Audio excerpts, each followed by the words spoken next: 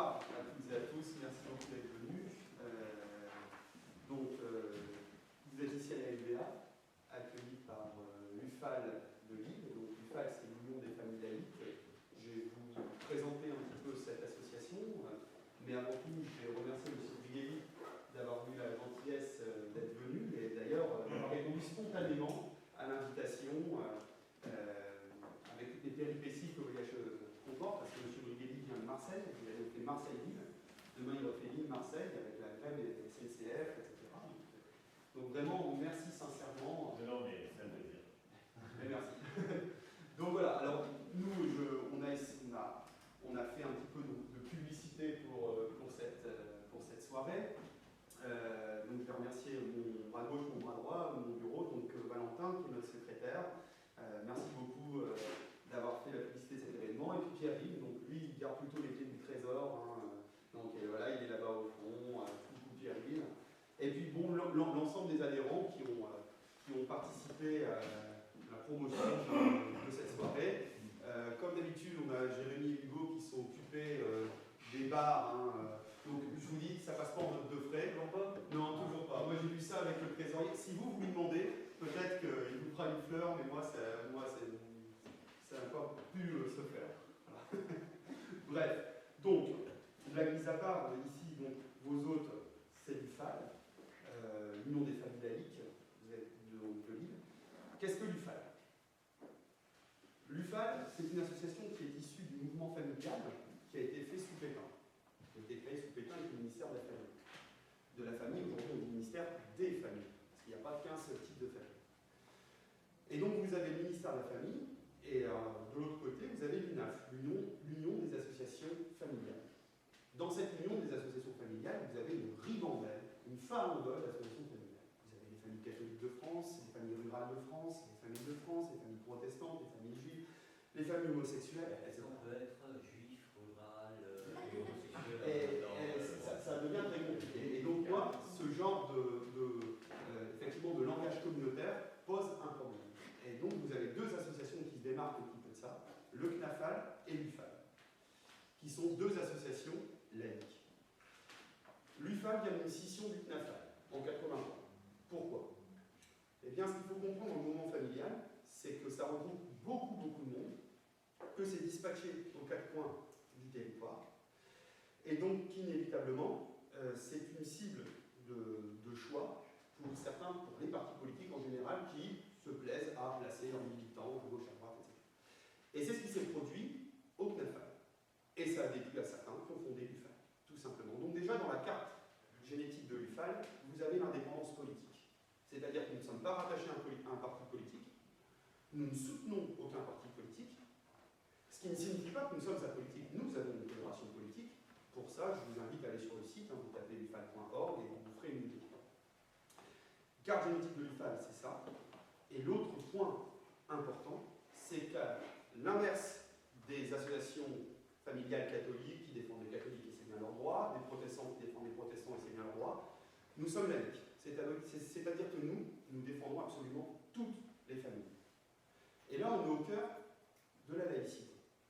C'est-à-dire que finalement, on dépasse les options spirituelles singulières ou particulières pour tendre à ce qui nous rassemble, pour tendre à l'universel, pour ne former non pas une juxtaposition de communauté, mais une seule et même entité. Voilà. Donc c'est ça l'UFAL. Indépendant politiquement, défense des intérêts matériels et moraux de toutes les familles. Évidemment, on fait la promotion de la laïcité. La laïcité, sans adjectif derrière, au singulier, et pas de laïcité ouverte, si tant est qu'il existe une laïcité fermée, j'ai jamais très bien compris. Chez nous, nous avons des catholiques, nous avons des musulmans, ça ne pose pas spécialement de problème.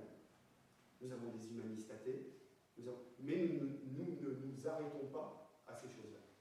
Pourquoi? Parce qu'on considère que ça, c'est du domaine privé. Nous défendons l'intérêt général. C'est tout. Voilà en gros ce qu'est l'UFAL. Défense des intérêts matériels et moraux de toutes les familles. Bien. Donc, évidemment, en faisant la promotion de la laïcité, nous faisons également la promotion de la République, parce que les deux sont concomitants. De la même façon, intervenons ici à Lille dans plein de domaines différents. Nous sommes intervenus avec les migrants de Grande-Synthe et de Calais. Nous sommes un peu une cellule de veille, par exemple, quand l'UOIF a voulu faire un congrès à Lille, nous avons manifesté notre vif mécontentement. Voilà, l'UOIF, pour ceux qui ne connaissent pas, c'est les frères musulmans. Donc clairement, ils sont pour la lapidation des femmes. Bon, moi, je ne sais pas. Avec des politiques à Lille. Oui, parce que oui, il y a une méthode. Non, mais je suis sérieux, je n'invente rien. C'est un article de Ali Ramadan, il y a 6 ans, dans le Monde. Le frère de Tariq. Le frère de Tariq, c'est Good Cop, Bad Cop. Tariq, c'est Good Cop et Ali Ramadan, c'est Bad Cop. Voilà.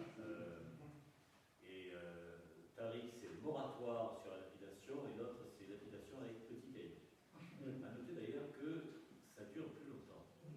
c'est tout agréable. Donc le plaisir est probablement supérieur. Décuplé, oui. Donc voilà, c'est une cellule de veille sur ce genre de choses. Je rappelle, pour ceux qui ne savent plus, que Tariq et Ali Ramadan sont les petits-fils du fondateur de Frères Musulmans. Là, on est dans le nœud central quand même de la machine. Et que Tariq a demandé la nationalité française parce qu'il a une petite idée derrière la tête. Mais ça, je pense qu'on en parlera. Oui, non, mais il y a tellement de choses dont on peut parler que voilà, des choses dont on peut parler. Oui. Donc, eh bien voilà, donc avant de laisser la parole à M. Brielli, nous, notre souhait, c'est que vous passiez une soirée enrichissante. Je rappelle que c'est une conférence débat, donc c'est-à-dire que derrière, vous pouvez tout à fait poser vos questions, il n'y a pas de souci. Alors, la question la plus difficile, c'est toujours la première. Donc, je vous propose de passer tout de suite à la seconde derrière, ce sera plus simple, ça mettra tout le monde d'accord. Et puis, eh bien voilà, moi j'ai assez, j'en ai assez dit. Donc, je vais laisser la parole à M. Brielli. Bon, et merci beaucoup d'être venu.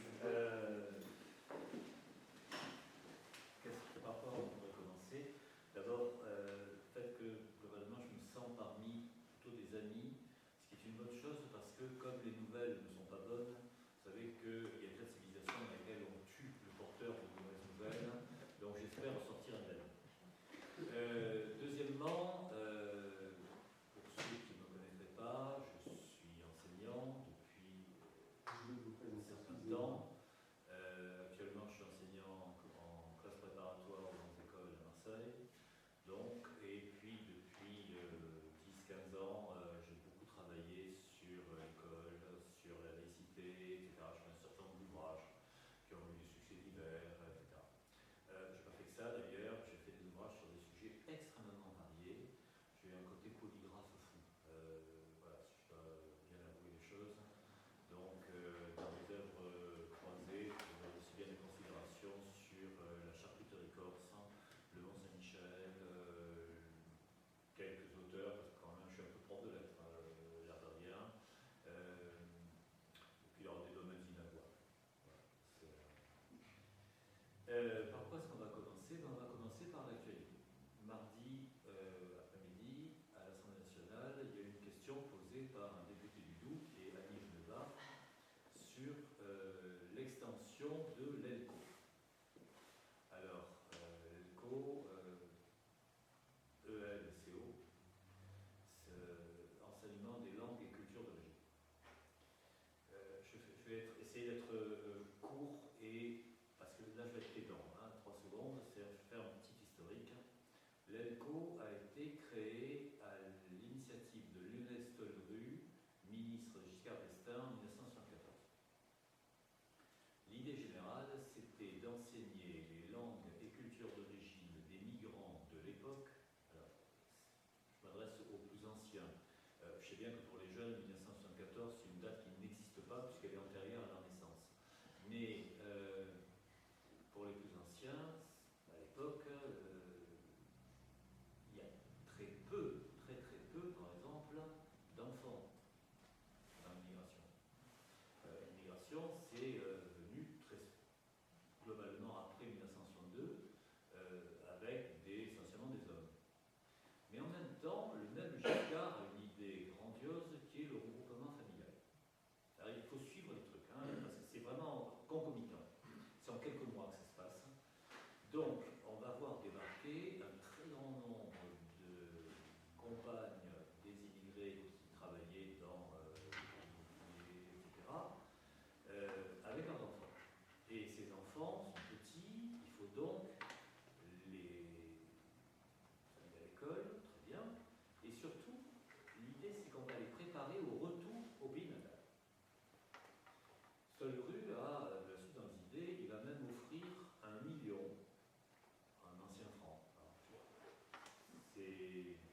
pour les immigrés qui voudraient bien rentrer chez eux.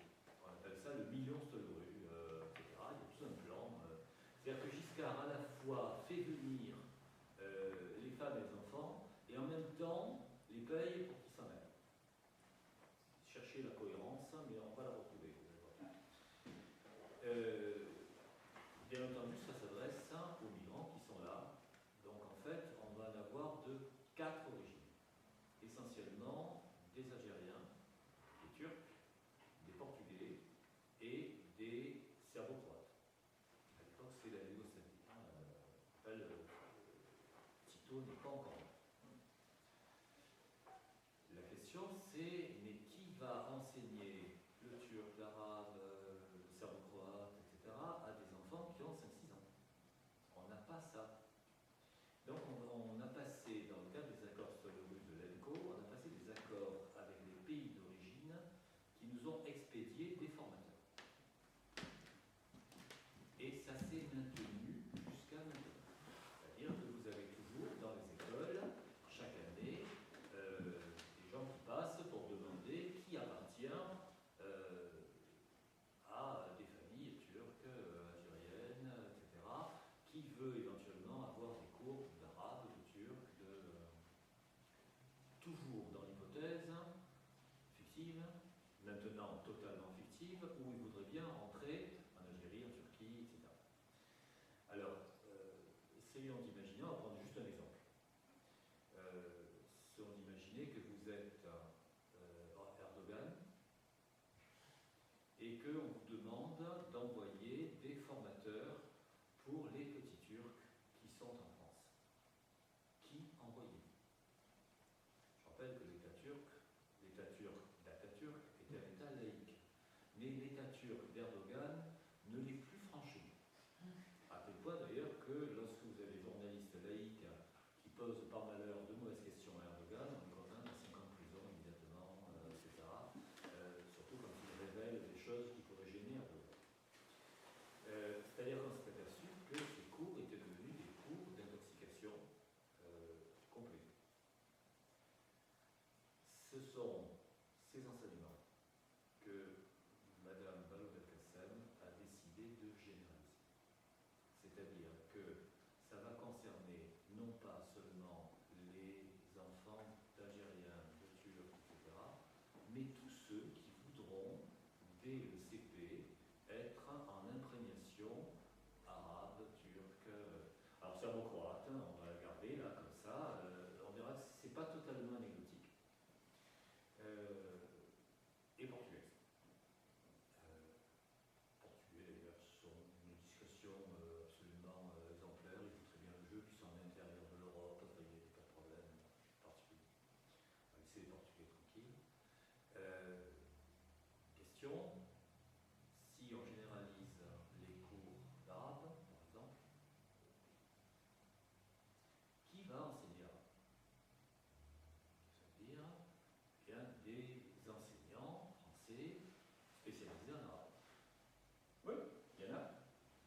Oui, cette année au CAPES d'arabe, il y avait 4 postes. Et à l'agrégation d'arabe, il y avait 4 postes. Donc nous allons avoir 8 enseignants pour la totalité du territoire. Alors, c'est là que c'est bien drôle. Bien entendu, c'est un peu insuffisant. Donc il est dans les cartons ministères de titulariser les gens envoyés par l'Algérie, la Turquie, etc., comme enseignants de plein droit dans les écoles françaises. Et là, c'est là que on parlait tout à l'heure du fait que laïcité ouverte, etc., ça n'existe pas. Dans l'un des derniers bouquins que j'ai fait, ça date d'octobre dernier, ça s'appelait Liberté, Égalité, Laïcité, j'expliquais qu'il avait la laïcité comme du je t'aime. Je t'aime, c'est bien je t'aime. Mais on veut juste je t'aime. Si on rajoute quelque chose à je t'aime, d'un seul coup l'enthousiasme faiblit. Je t'aime un peu. Même, je t'aime beaucoup. Je t'aime beaucoup. Non, vous ne voulez pas. Remarquez, hein, c'est très particulier. J'aime beaucoup le poulet, c'est un augmentatif, mais je t'aime beaucoup, c'est une diminution. Laïcité ouverte, hein, c'est une diminution de la laïcité. Laïcité aménagée, c'est une dérision de la laïcité. Laïcité à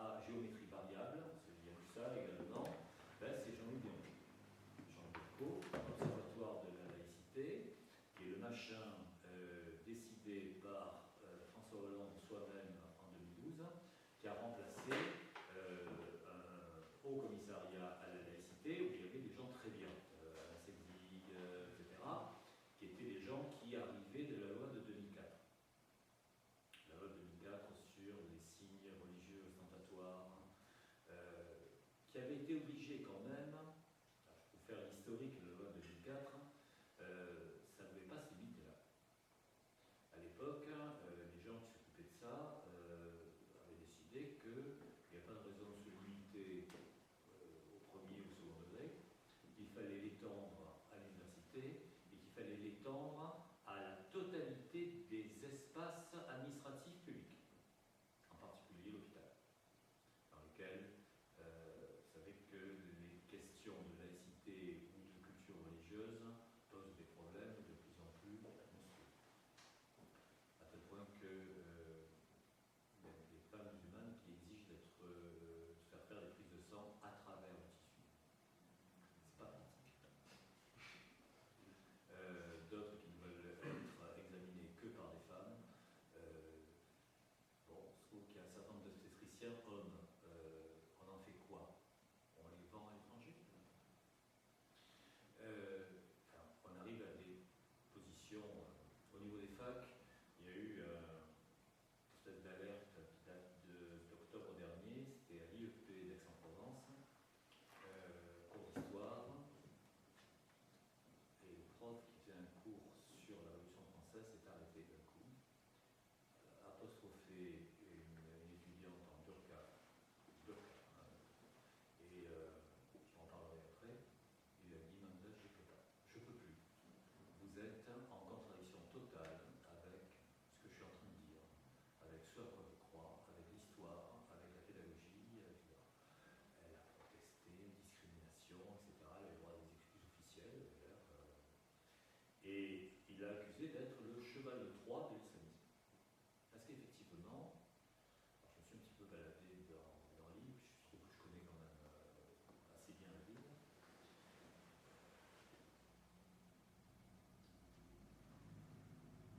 Je sais bien qu'il y a l'île et puis il y a les alentours de l'île.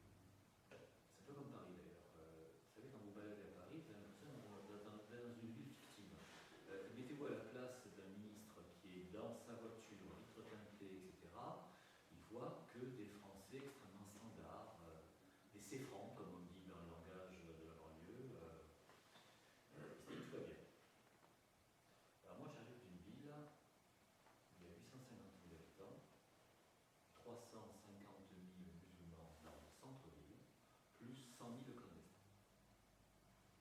Voilà. Dans les journaux algériens, on parle maintenant de la wilaya de Marsilia, c'est-à-dire c'est considéré comme une province algérienne annexée. Il faut bien imaginer qu'il y a des jours entiers que je passe sans voir une fille non voilée. J'exagère pas, hein. C'est un quadrillage absolument total sur la quasi-totalité de la ville, sauf 2 ou 3 enclaves préservées, mais qui sont grignotées petit à petit. En 20 ans, si vous voulez, il y a eu un mécanisme de grignotage qui a fait que ça a sauté petit à petit, envahi des quartiers, détruit des commerces, racheté des commerces, etc. C'est devenu une espèce de marée, de toute sorte. Je me retrouve avec des élèves, avec des classes musulmanes à 80%. Alors, au moment où il a fallu faire des minutes de silence pour Charlie, c'était pas simple. Du style, ouais, enfin, c'était des blasphémateurs. Ça, le délit de blasphème n'existe pas en France, sauf en Alsace. Souvenir de Bismarck, etc. Mais on a laissé le délit de blasphème en échange d'un droit social qui était supérieur à l'époque à ce qu'il y avait partout en France. Sujet de la. Et je vais revenir d'ailleurs sur Bismarck parce que je rappelle que toute l'école actuelle, enfin l'école moderne, l'école de la Troisième République, vient d'une comparaison avec Bismarck. Et que si on ne part pas de cette comparaison-là, on ne comprend pas ce qui s'est joué après. Donc je reviens sur l'écho. J'ai absolument tout pour la civilisation arabe. J'ai lu un nombre infini de livres arabes, pas en arabe, bon, mais si on me dit on va étudier l'arabe littéraire des Mille et une nuits, on est pour.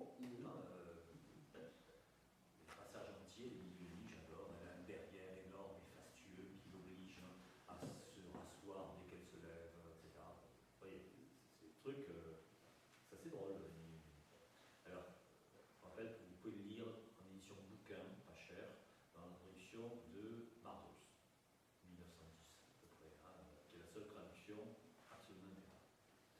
Et c'est pas celle qui est, c'est pas l'arabe qui est lu dans les cours d'arabe de l'ECO. Vous voyez, de la même façon, pour pratiquer Kamel Daoud, Meursault comprend qu'elle, sorti l'année dernière, et qui est d'ailleurs sous le coup d'une fatwa. Il vient d'Algérie, il a une fatwa sur sa tête, ça va mal finir, et il avait sorti un article en janvier dernier sur ce qui s'était passé à Hambourg, entre autres, fin décembre, où il y a eu quand même quelques viols en série considérables. Il a fait un article très, très informé d'ailleurs sur le niveau de frustration sexuelle des jeunes arabes, que ce soit en Afrique d'origine ou en Occident.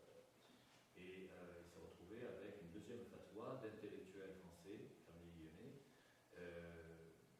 qui ont dit mais c'est affreux ce qu'il écrit, il stigmatise la communauté maghrébine.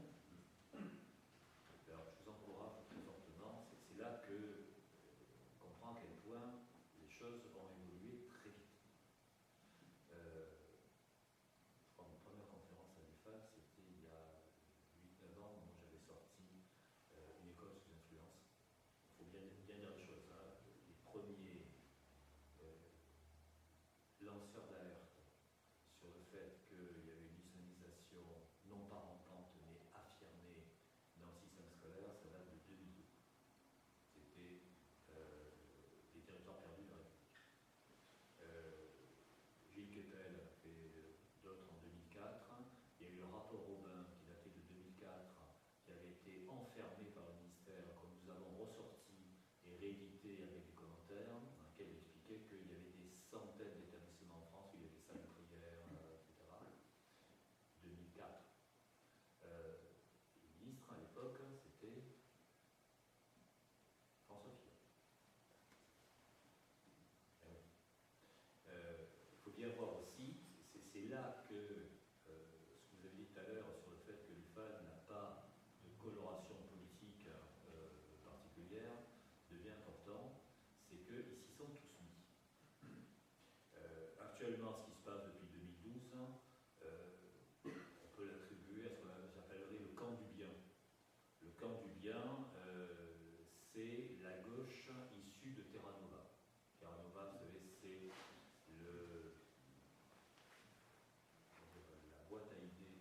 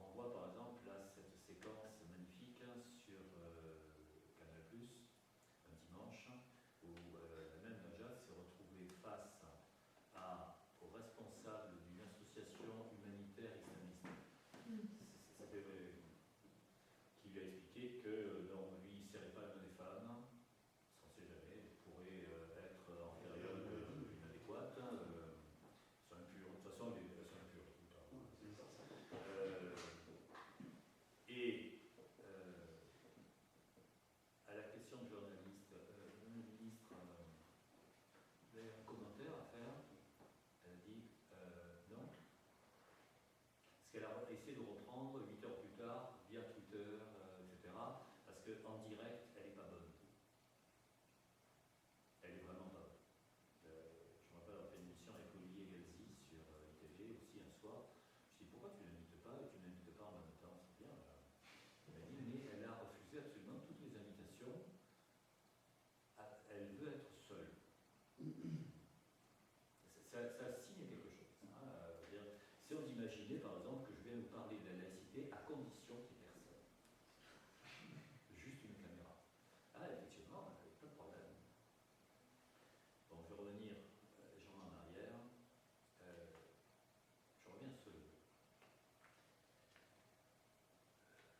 On n'est pas nombreux ici, je suis plus vieux, hein, vous comprenez, à partir de près, à se rappeler l'ère Giscard. Giscard fait quelque chose. 74, 80. Mais avant 74, alors on va. Excusez-moi de faire le prof. Hein, on en prend un jeune, là, on prend un jeune, rayé, breton, tout bien. Qu'est-ce qu'il a fait Giscard avant d'être président de la République? Hein? Excellente question. Vous me remerciez d'avoir posé. Oui, absolument. Bon, alors on va demander à des gens plus mûrs. Qu'est-ce qu'il a fait Giscard avant d'être président de la République?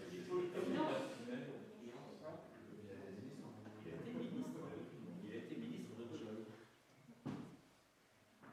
À l'intérieur du gouvernement gaulliste des années 60, il y avait une tendance, de Gaulle, pas de problème, on est dans la France jacobine, allez nature, comme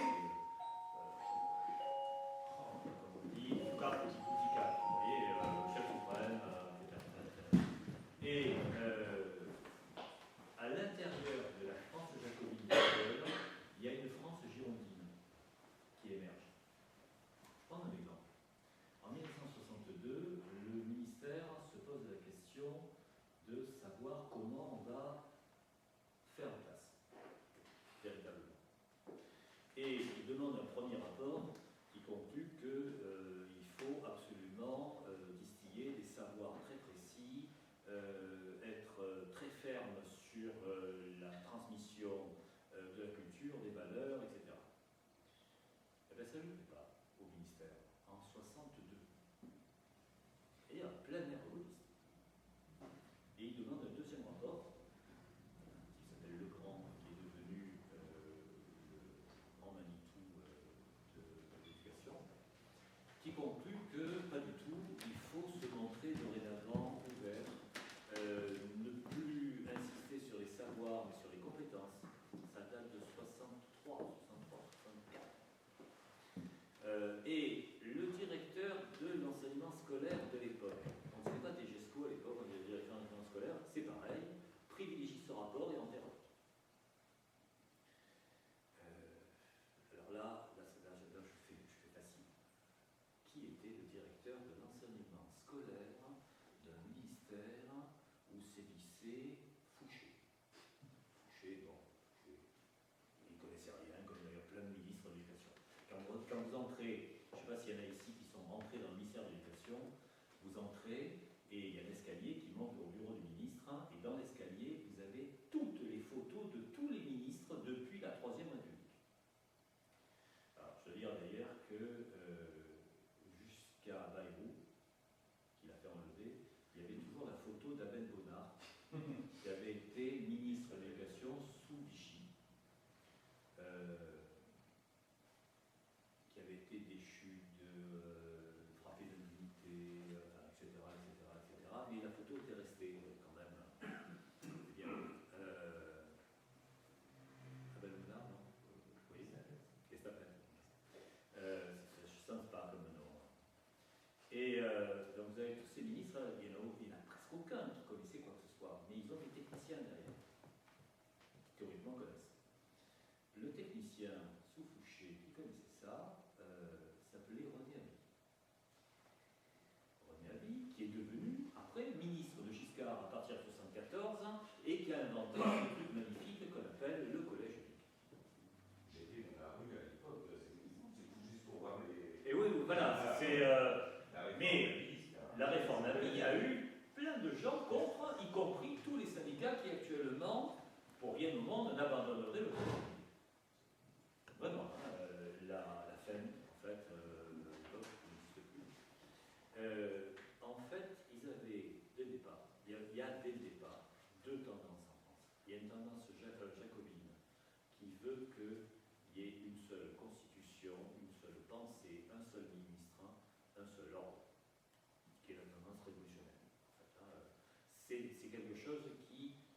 vient de la double tradition révolutionnaire de 89. Je rappelle, dans la double tradition révolutionnaire, il y a les Girondins, les Feuillants, enfin, toute la droite. Je rappelle que droite à l'époque, c'est purement géographique, c'est ce qui est à droite dans le sang. Et puis il y a la tradition jacobine.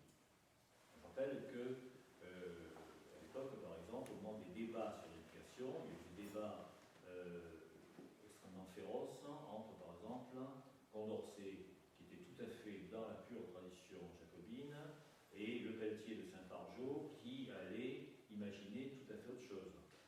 Avec la Père Grégoire, qui en proposait d'autres, avec Mirabeau, qui a présenté un autre projet. Ça a été très riche au niveau éducation. Je vous invite à regarder ça. Ils ont finalement opté pour Condorcet, qui a dit, ben voilà, l'école c'est l'instruction, et les familles c'est l'éducation. Eh bien, ça n'allait pas du tout aux Girondins. Les Girondins, leur grand truc, c'est on va rentrer l'éducation parmi les missions de l'éducation nationale. La laïcité est totalement au cœur du débat. Parce que la laïcité, on ne demande pas forcément aux familles, dans l'intimité des familles, d'être laïques. Après tout, vous avez parfaitement le droit d'adorer chez vous qui vous voulez. Mahomet, Jéhovah, la patte de lapin, ce que vous voulez. Mais à l'intérieur des locaux de la République, on se doit d'être radicalement neutre. Et la laïcité, au départ, c'était juste cette neutralité, c'est-à-dire, en fait, à l'époque, on ne disait pas fanatisme, fanatisme c'était le mot de Voltaire. On sortait des Lumières quand même. Condorcet, c'est l'homme des Lumières par excellence. Je rappelle qu'en dehors des projets sur l'éducation, sur la laïcité, il a fait une esquisse des progrès de l'esprit humain, etc., qui était quand même très significative. Après, il s'est suicidé. Il a compris que la révolution, au niveau des progrès de l'esprit humain, c'est pas très bien. On disait fanatisme. Sous la Révolution, on disait les préjugés. C'est-à-dire que la Révolution était là pour combattre les préjugés. Et c'est là qu'on réalise ce qui est en train de se passer actuellement et qu'on voit exactement où on peut intervenir. Parce qu'autrement, mon propos serait totalement désespérant. Comment est-ce qu'on combat les préjugés? Par exemple, préjugés, eh bien, les fossiles que l'on trouve, et qui très souvent sont des coquillages, sont des coquilles Saint-Jacques abandonnées par les pèlerins qui se rendent à Saint-Jacques-de-Compostelle. On l'a cru jusque vers 1760. Et vraiment, on l'a cru pour de bon. Eh bien non, à ce moment-là, il y a des gens qui disent, vous savez, il semblerait bien que la butte Montmartre soit du calcaire à coquillage et que ça date. Je rappelle qu'en 1804 ou 1805, donc on sort de la Révolution, Napoléon installe les académies. Et pour les académies, on fait pour l'empereur une grande réunion solennelle et on fait pour l'empereur un état des connaissances. C'est, comment il s'appelle? La place.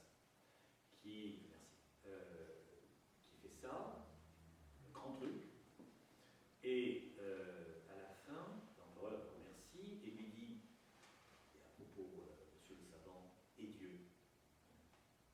Et la place, avec la naïveté du savant du 104, lui dit, je n'ai pas eu besoin de cette hypothèse.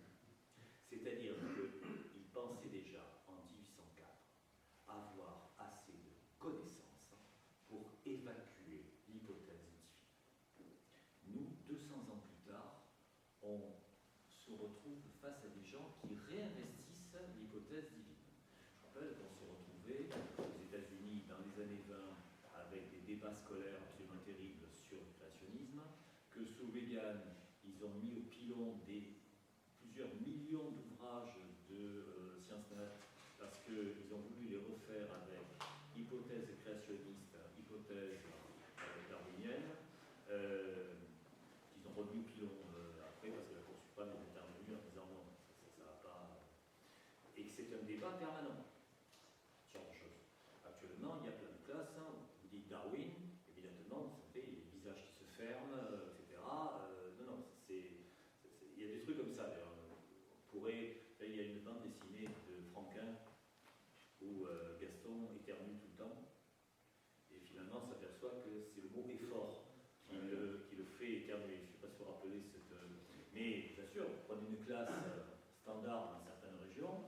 Darwin. Et immédiatement, il y a une espèce de réaction de rejet, là, ça, unitaire.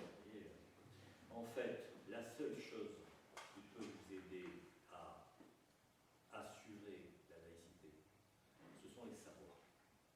Et c'est toute la raison de la disparition des savoirs à l'école. C'est là que c'est totalement connecté. Actuellement, nous vivons sous le règne de ce qu'on appelle le protocole de Lisbonne, 2000, qui a été réactivé en 2002 à Barcelone. L'idée générale, c'est d'avoir un seul schéma pédagogique sur toute l'Europe, qui est le schéma des compétences. C'est ce qu'on a appelé le socle commun de compétences. Alors, le socle commun de compétences s'exprime avec les verbes à l'infinitif. C'est un truc qui m'a beaucoup plu. À la fin des années 70, le Club Med avait fait une série de publicités qui étaient aussi des verbes à l'infinitif. Manger, dormir, jouir. Alors, c'est avec derrière des images de plage. Bon, là c'est pareil. Là c'est s'exprimer, dire, écrire, communiquer. Bien entendu, derrière ces espèces d'impératifs catégoriques, il n'y a aucun savoir réel. Prendre un exemple. Si parmi vous il y a des tas de français, je vous donne le truc. Ces dernières années, vous savez, on a tous un truc sur ce qu'on fait dans les 5 premières minutes de la première heure, début septembre. Alors, le truc lâche, c'est de leur dire, prenez une feuille, découpez-la, écrivez votre nom, votre adresse. Alors, je vous le dis très franchement, je le dis aux plus jeunes, on n'en a rien à faire. D'ailleurs, on ne regarde jamais ce qui est écrit dessus. Et si on veut savoir votre adresse, la profession de vos parents, on demande à l'administration qui nous fournira tout ça sans problème. Et d'ailleurs, la profession de vos parents, on s'en tape, mais alors la profondeur, absolument. S'il s'agit juste d'une opération de prise de pouvoir, de façon à ce que les élèves, et je suis sûr que vous avez fait ça un paquet de fois, vraiment, de façon à ce que les élèves prennent l'habitude pendant 20 minutes d'obéir. Donc on leur dit, prenez une feuille, coupez-la en deux soigneusement, mettez-la dans le sens vertical, écrivez en haut à gauche votre nom, en haut à droite la classe. Bon, je passe sur les détails. C'est absurde. Bon, moi ce que je fais là ces derniers temps, je commence par leur faire réciter le Corbeau et le Renard. Alors, sur une classe normale, vous avez toujours une bonne dizaine d'élèves qui s'en rappellent le Corbeau et le Renard par cœur. Donc je l'écris au tableau sous leur dictée, c'est-à-dire que j'ai le plaisir de les faire réciter dès les 20 premières secondes, peu de choses près. J'écris le Corbeau et le Renard, et puis j'analyse le Corbeau et le Renard. Enfin, plus exactement, je leur demande ce que ça veut dire. Alors, en prépa là, maintenant, prépa, hypocagne, etc. Ils disent, ah voilà, c'est un corbeau qui parle avec un renard. Vous êtes après, il y a un qui dit, ouais, il le flatte. Je dis, ouais, d'accord. Et pourquoi? Ah ouais, bah, il veut le fromage. D'accord. Et alors, quand vous voulez quelque chose, vous flattez. Ah ouais. Je dis, regarde. Et bonjour, monsieur du Corbeau, que vous êtes joli, vous me semblez beau. Sans mentir, c'est votre ramage, ça rapporte à votre plumage, vous êtes Félix et hommes de ce bois. Question. Quels sont les deux mots absents de ce texte? Parce que c'est intéressant de regarder, quand on parle, on agit sur l'autre, non seulement avec ce qu'on dit, mais avec ce qu'on ne dit pas. Alors, je vous la fais courte, les deux mots absents, c'est moi, enfin je, et fromage. À partir de là, je dérive sur ce qu'il faut faire quand on fait une dissertation. Dans une dissertation, on ne dit pas je, et on ne dit pas, si vous voulez, je voudrais une bonne note. En revanche, on est là dans un discours totalement performatif. Alors, comme ça, ils apprennent un mot, parce que performatif, ils ne savent pas. De toute façon, performatif, c'est Dieu qui dit que la lumière soit. C'est un peu comme les trucs, vous savez, les lampes qui s'allument quand on fait du bruit. Pour rentrer dans une pièce, et crac, ça s'allume. Là, on a l'impression d'être Dieu le Père. Vous voyez,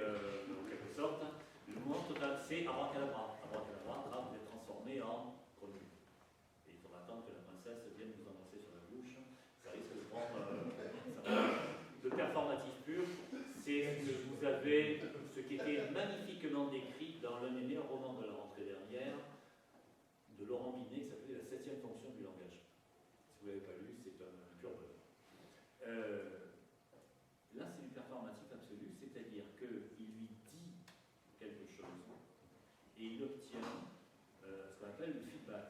Dans le feedback, il y a automatiquement to feed. Hein, ça tombe bien parce que le résultat du feedback, c'est un fromage. Ça permet de mémoriser assez facilement le terme. C'est-à-dire que le langage ne sert pas du tout à s'exprimer, ne sert pas à communiquer, ça sert à prendre le pouvoir. Et on ne prend le pouvoir qu'en utilisant véritablement tout un réseau de connotations culturelles. Vous êtes le phénix des hommes de ce bois, Monsieur Du Corbeau, enfin, tout le fait court là aussi. Vous voyez, c'est-à-dire que si on voulait bien, et ça c'est juste une question de programme, la première chose qu'il va falloir exiger des futurs élus l'année prochaine, dans l'hypothèse où ce ne seraient pas les mêmes, hypothèse que je garde quand même dans un coin de ma conscience, c'est de changer les programmes. On ne va pas arriver tout de suite à changer les consignes européennes. Ça, ce serait trop beau. Parce qu'ils sont tous européens. Ou alors ils sont compétents. C'est le choix. Mais on peut leur dire, écoutez, les programmes qui ont été mis au point entre 2014 et 2016, c'est une horreur. Pour telle et telle et telle raison, en particulier parce qu'ils n'apprennent rien. Je rappelle qu'il y a des programmes de français, par exemple, dans lesquels il n'y a aucun auteur cité. Aucun. Il y a juste des objectifs. Ça exprimé. Et qu'est-ce que ça signifie? Si je prends le cas du français, je suis en train de faire un bouquin sur la question, véritablement. Le français, mais quand on parle, et bonjour Monsieur Ducorbeau, c'est une langue qui est basée sur un réseau d'associations mentales, de connotations qui renvoie à toute une histoire. C'est la langue la plus écrite qui soit, à l'oral. Alors que l'anglais, par exemple, est une langue radicalement orale. C'est une langue dans laquelle tout s'entend, etc. C'est une langue de communication immédiate, d'immédiateté, de présent. Ils ont voulu faire du français quelque chose qui était juste le présent. Là, c'est ce dont Molière se moquait dans le gentilhomme, lorsque M. Jourdain dit, mais alors lorsque je dis passez-moi mes pantoufles, c'est de la prose. Ben oui, c'est de la prose immédiate, en quelque sorte. Et c'est pas ça. Le français, c'est une langue qui a 1200 ans d'existence, qui a la culture de 1200 années sur les épaules. En quelque sorte. Quand on parle français, on parle avec ça, même sans le savoir. Ils sont en train de le détruire complètement, y compris syntaxiquement. Je rappelle que les dernières consignes qu'on a de la part des inspecteurs dans l'apprentissage de la réforme du collège, c'est que à la phrase « la meute de loups hurle », si on met ENT à hurle, c'est pas grave, parce qu'ils ont compris que dans une meute, il y a plusieurs.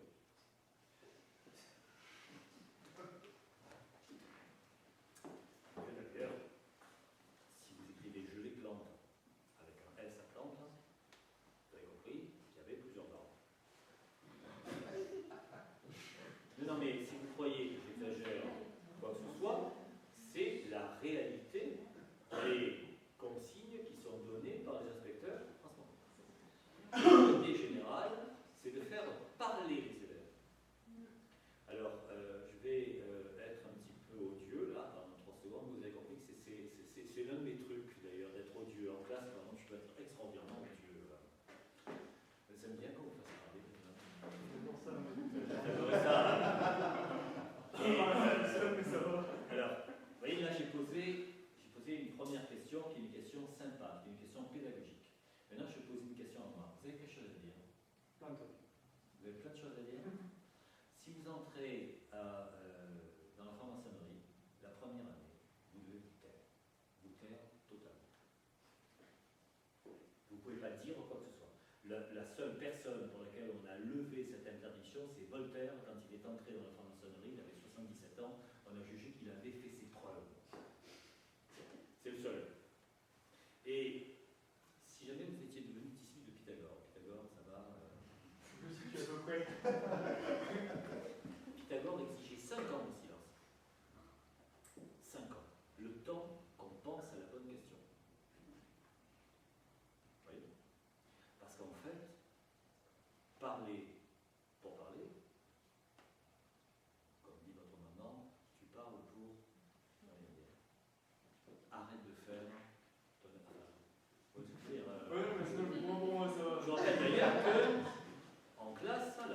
chose qu'on essaie d'obtenir est tout petit. C'est le silence. Je vais même dire, alors peut-être pas forcément, je ne sais pas s'il y a des instituts parmi nous, j'aime bien instituteur. Moi, professeur d'école, c'est un terme administratif, instituteur, littéralement, ça veut dire celui qui vous permet de vous tenir debout. J'aime bien l'idée en soi. Un institut vous dira que très souvent, en fin de journée, même y compris avec les petits, surtout avec les petits, on décrète par exemple 5 minutes de silence avant la sortie, de façon à se calmer, etc. C'est essentiel. Je rappelle d'ailleurs que c'est très beau quand même, hein, le mot discipline en français signifie à la fois l'ordre et la matière qu'on enseigne. Parce qu'on ne peut pas enseigner en dehors justement du silence. Alors là, par exemple, on le fait très très bien, on est dans une espèce de parodie quasiment de cours où je parle, vous êtes admirablement silencieux, j'espère que ça va changer d'ailleurs d'une façon ou d'une autre, hein. Vous êtes admirablement silencieux parce que c'est l'idée que j'ai le savoir et que ce savoir descend d'une façon verticale. C'est très mal. Vous savez que c'est très très mal. Hein. Voilà. De la même manière, notre ami qui est professeur de lettres classiques est censé faire deviner aux élèves. Les élèves vont construire dorénavant leur propre savoir de la première déclinaison. Soit rose en français, déduisez à partir de là la façon dont les latins vont le dire. Alors, il n'y a pas moyen, le seul moyen c'est de l'apprendre par cœur. Alors on peut le chanter, hein, etc. Mais il faut l'apprendre par cœur. De la même manière, l'état de multiplication, vous avez appris l'état de multiplication? Il fut un temps. Vous avez eu du mal? Pardon? Vous avez eu du mal? Non, ça va. Non, c'est vrai? Non, ouais. Eh bien, sachez que l'institut qui vous les a apprises n'est pas dans les clous. C'est très mal. D'abord parce que il y a des machines qui font ça très bien. On me l'a dit, comme ça. Et ensuite parce que faire apprendre par cœur quelque chose aux élèves, que ce soit l'état de multiplication, le corbeau et le renard, ou les règles syntaxiques qui font que le participe s'accorde avec le COD lorsque celui-ci est placé avant avec l'auxiliaire avoir, ce qui est une règle absurde d'ailleurs, mais c'est une règle. Voilà, c'est autre chose. Je dirais que on vit dans des règles absurdes. Par exemple, j'ai jamais bien compris qu'au foot, ils ne prennent pas la balle avec les mains. Alors on me dit, ouais, d'accord, ça s'appellerait du rugby. Ben oui, il y a un sport intelligent et puis il y a un sport. Benzema, vous voyez, quelque sorte.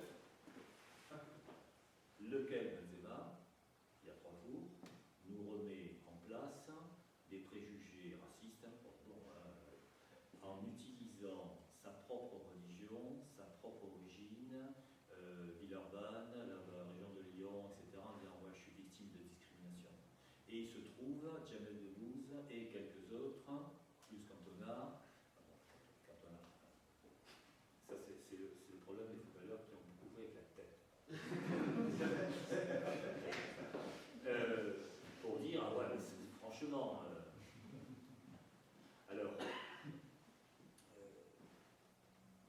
y en a un certain nombre qui étaient déjà en vie quand même en 98, pas tous, en tout cas pas très conscients, mais vous réfléchissiez sur ce slogan, la France, black, blanc, beurre. C'était le premier moment où on a dit que la France était devenue communautariste.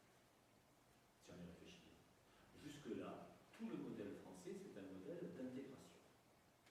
Bon, moi, je suis d'origine corso-catalane.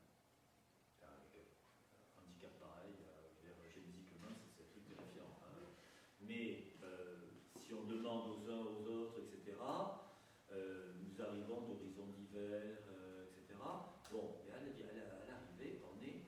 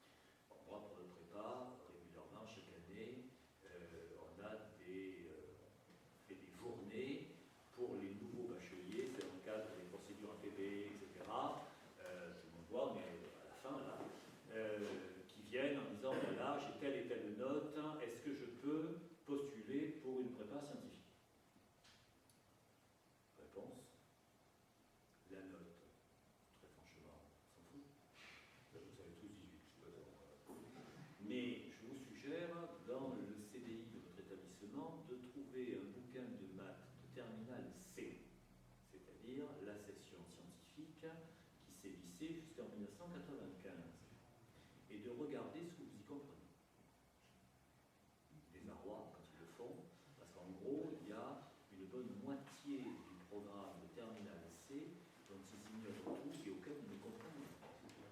Or, le problème, c'est que par exemple, les classes prépa sont dans la continuité toujours du programme de Terminal C d'il y a 20 ans, et que quand on arrive avec un programme de Terminal S, on a un léger choc nerveux. Vous voyez, je prends un exemple. En moyenne, il y a toujours un choc nerveux quand on rentre en prépa. Il fallait en gros 2 mois pour se mettre au niveau. Actuellement, il faut 1 an. D'ailleurs, il y a de plus en plus de gens qui intègrent au bout de la 3e année, des gens qui intègrent en 3/2, comme on dit en maths, ou en carré, comme on dit dans les trucs de lettres. C'est de plus en plus rare parce qu'il leur faut 1 an de remise à niveau. Je rappelle d'ailleurs qu'il y a plein de lycées, le mien par exemple, où il y a des prépas zéro, qui sont des prépas à la prépa. On est obligé de faire des systèmes palliatifs, des systèmes de remédiation à tous les niveaux. Et c'est le premier point à mettre en place, c'est modifier les programmes de façon à ce qu'il y ait de vrais savoirs dans toutes les disciplines. Dans toutes les disciplines, on a laissé filer d'une façon absolument extraordinaire. Et on a laissé filer parce qu'en fait, il était essentiel qu'ils sachent rien. Essentiel. Le programme européen Lisbonne 2000, c'était nous avons besoin de 10% de cadres et de 90% d'une main-d'œuvre qui aura peur. Mais qui dit ça? Alors, On s'entend que... non, mais c'est. Alors, le protocole. Alors, non, c'est une excellente question. Ce ne sont même pas des politiques. Ce sont des techniciens. Ce sont les eurocrates. Ils sont organisés, fédérés au sein de quoi? Alors, Forcément, ils sont fédérés. vous êtes à quoi, 150 km de Bruxelles, là, à peu près, un truc comme ça, par là 200 km. Ils sont installés à Bruxelles, ils n'ont jamais été élus. Ils sont désignés, uniquement désignés. Ils ont la réputation d'experts. Je vous supplie de faire dorénavant d'avoir la plus grande méfiance pour les experts. Les experts sont des gens qui se sont toujours trompés, dans quelques domaines que ce soit. Face aux experts, ce qu'il faut prendre en considération sont les praticiens. Les praticiens sont des gens qui ont un entendu et qui voient véritablement les réalités. Je rappelle, par exemple, prendre un exemple. On a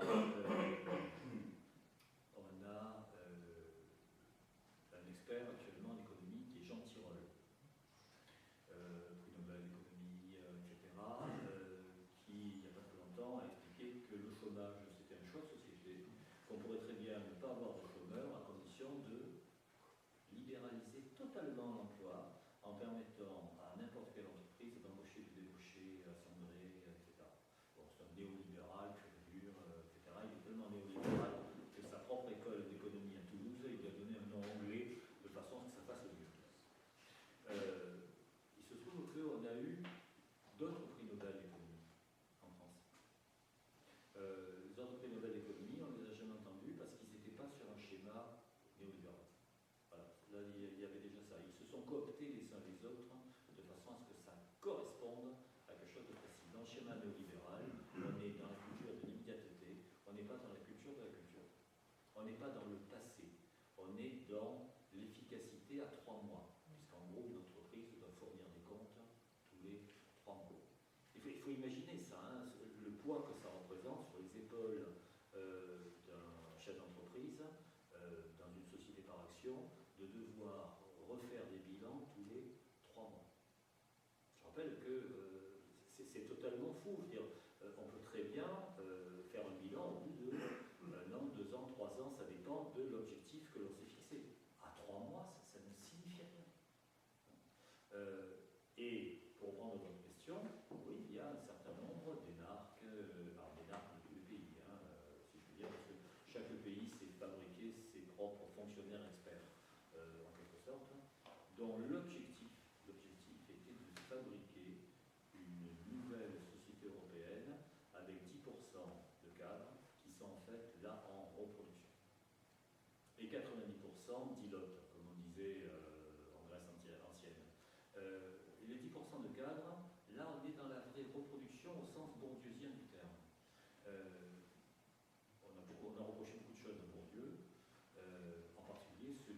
fond, de s'être trompé juste sur la date. Il a dit, la société des années 60, c'est déjà une société des héritiers, de la reproduction, etc. On va prendre un exemple précis. Quand j'ai passé dans le Sud, 1972, il y avait dans les ENS, Polytechnique, etc., en tout 12% d'élèves qui arrivaient de milieux défavorisés. Alors, petits employés, prolos, petits agriculteurs, 12%. Évidemment, c'est ce qui sous-tendait les analyses de Bourdieu, c'était très en deçà de ce que représentaient dans la société de l'époque les prolos, les petits employés, etc., c'est-à-dire près de 65% de la population. Donc, cri de Bourdieu disant l'école est discriminante. Les disciples de Bourdieu se sont dit donc nous allons ouvrir l'école aux prolétaires, etc., etc., etc. L'ont tellement bien fait qu'actuellement, dans les écoles supérieures, polytechniques, etc., la proportion de gens qui arrivent de ce milieu-là, c'est 2%. C'est-à-dire qu'à force de dire on va se préoccuper des plus humbles, on s'est démerdé pour les évacuer presque totalement. On a une espèce de reproduction chimiquement pure actuellement.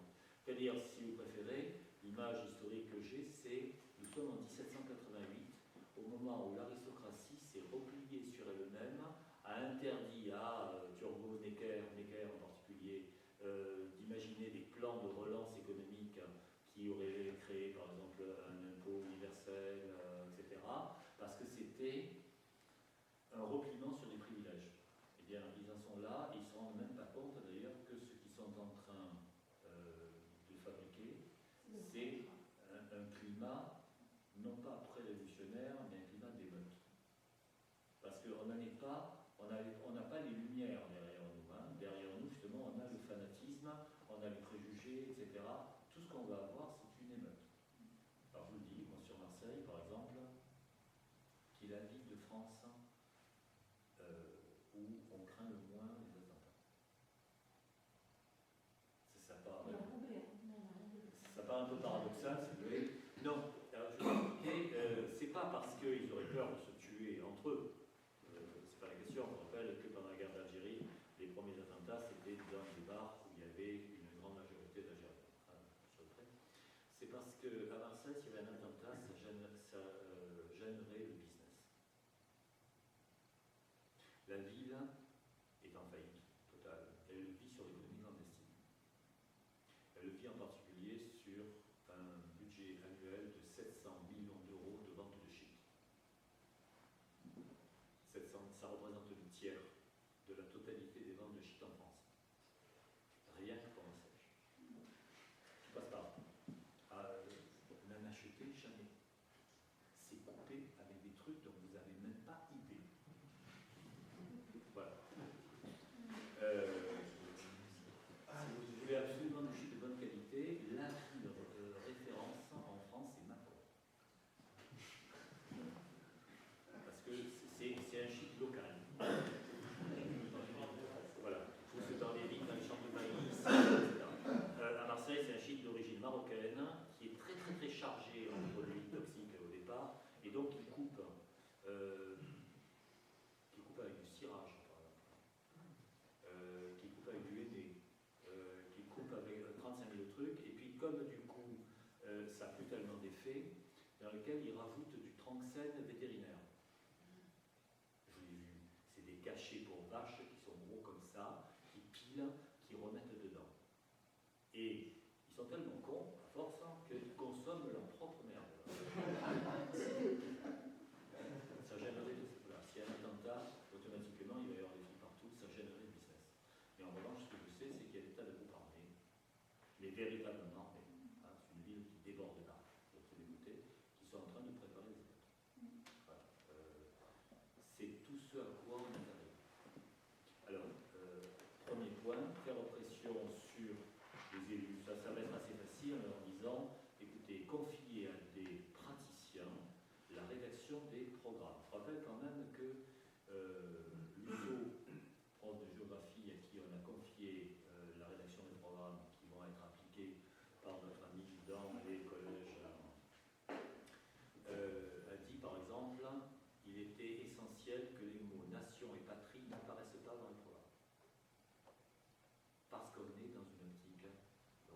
Vous confierez à qui la rédaction du programme? Donnez-moi les programmes français, il faut le faire. Non, mais on va dire de manière plus globale. Parce que, non, mais Qu'est-ce que vous voulez ce que je veux dire, c'est que là, je peux vous dire très précisément qui a fabriqué le programme. Par exemple, en français, c'est un type qui s'appelle Jean-Michel Zakartchouk, qui est d'ailleurs à la retraite, qui, pour service rendu, a eu l'agrégation sur tapis vert donnée par le ministère 2 ans avant de partir à la retraite. À quel point ils se tiennent les coudes, hein, vous voyez, les uns les autres. Et dans l'optique depuis toujours, c'était de faire ce qu'on appelle du constructivisme, c'est-à-dire l'élève va découvrir par lui-même ses propres savoirs. Alors, ça, c'est arrivé déjà. Blaise Pascal, par exemple, a retrouvé tout seul les 12 premiers principes d'Euclide entre 8 et 10 ans. Mais pas moi. Et, allez, je veux dire, pas vous non plus. Vous voyez ce que je veux dire? Et d'ailleurs, si, c'est très sérieux, si on donne un texte, 8 lignes, à un élève en lui disant détermine à partir de là les contraintes syntaxiques et orthographiques de la langue. On pourrait très bien d'ailleurs fabriquer un texte de 8 lignes dans lequel il y aurait